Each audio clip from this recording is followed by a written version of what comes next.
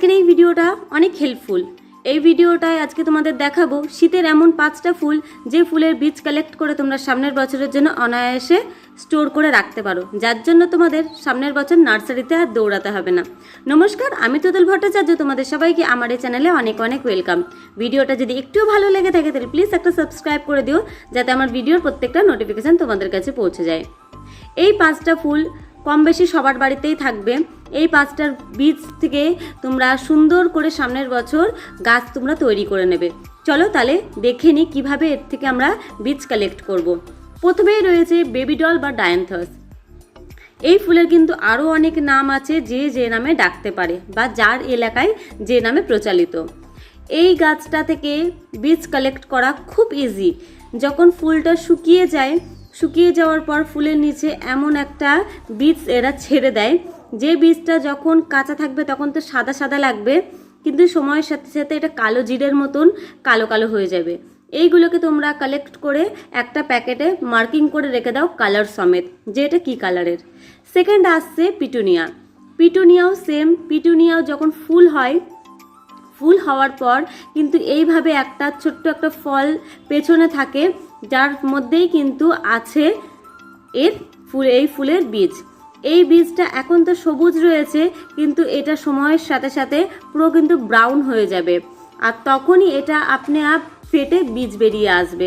বা তখন যদি একটুখানি চাপ দেওয়া হয়, এমনি ওই ফলটা ফেটে গিয়ে ওর ভেতর থেকে অজস্র পরিমাণে ছোট্ট ছোট্ট পোস্তর থেকেও ছোট ছোট দানা, কালো কালো দানা এর থেকে বেরিয়ে আসবে। এটাই হচ্ছে পিটুনিয়ার ফুল। এইগুলো সব কিছু তোমরা কালেক্ট করে রেখে দাও। এই দেখো একটা ফাটালাম আমি, এর ভেতরে কিন্তু এখন সাদা সাদা রয়েছে, এইগুলোই সব কালো হবে। এইগুলো কিন্তু হাতে এরকম করে ধরা যায় না, কারণ অত্যন্ত এগুলো ছোট ছোট কুচি কুচি হয়। এগুলো বলবো একটা কাগজকে পেতে তারপরে এই বীজগুলো ফাটিয়েও, না হলে কিন্তু মাটিতে পড়ে গেলেও কিন্তু কুড়াতে পারবে না। খুবই ছোট ছোট দানা হয়, কালো কালো দানা। চলো এরপর আমি দেখাবো অন্য একটা গাছ। তার আগে বলে দিচ্ছি, এত সুন্দর গাছ যদি তোমরা নার্সারির আগেই তোমরা পরিচর্যা করতে শুরু করে দাও, তাহলে কিন্তু গাছটা অনেক হেলদি হয়, আর অনেক আগের থেকে আমরা ফুল পেতে শুরু করে দেবো। থার্ড আসলো যেটা রয়েছে কসমস। কসমসের এইটুকুনি একটা গাছ, এইটুকুনি গাছেও কিন্তু তোমরা কুড়ি দেখে হয়তো বুঝতে পারছো অজস্র পরিমাণে ফুল হয়েছিল, আর অনেক কুড়ি আমি কেটে বাদ দিয়ে দিয়েছি, তারপরেও কিন্তু অনেক ফুল ফুটেছে। এবার আর কিন্তু আমি ফুল নেব না, এবার আমি সব কটা থেকে বীজ নেব বলে আমি এইভাবে রেখে দিয়েছি। আর একটা কথা বলে দিচ্ছি, এই কসমস কিন্তু যে শুধু উইন্টার সিজনেরই ফ্লাওয়ার তা কিন্তু না, এটা কিন্তু তুমি গরমেও কম বেশি এতে হবে। আর এই বীজ থেকেও কিন্তু তুমি অনায়াসে তুমি চারা তৈরি করতে পারবে গরমের জন্য। তোমরা ট্রাই করে দেখতে পারো, অবশ্যই ভালো রেজাল্ট পাবে। আর এর ভেতরে দেখো কেমন কালো কালো, অনেকটা না ওই মেরিগোল্ডের মতন, গাঁদা ফুলের মতনই হয়, কিন্তু এর দানাগুলো আরেকটুখানি মোটা আর শক্ত হয়।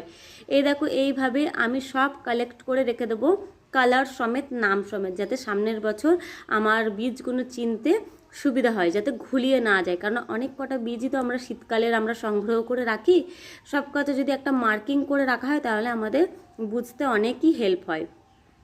এর থেকেও কিন্তু খুব অনায়াসে তোমরা বানিয়ে নিতে পারবে।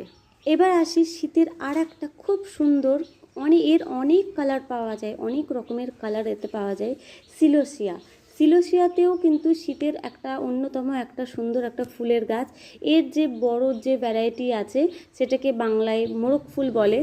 এরও কিন্তু সুন্দরভাবে তোমরা বীজ কালেক্ট করে নিতে পারবে।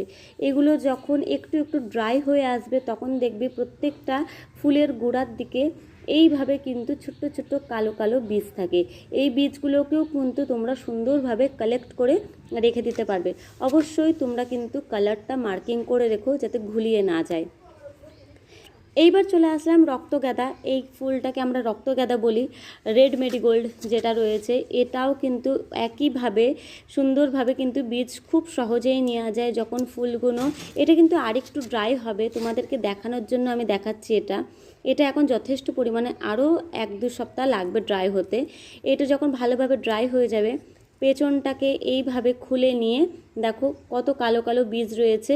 এগুলোও কিন্তু সুন্দরভাবে তোমরা কালেক্ট করে রেখে দিতে পারবে। আর এর থেকেও কিন্তু নার্সারিতে এই একই প্রসেসে কিন্তু নার্সারিতেও গাছ বানায়।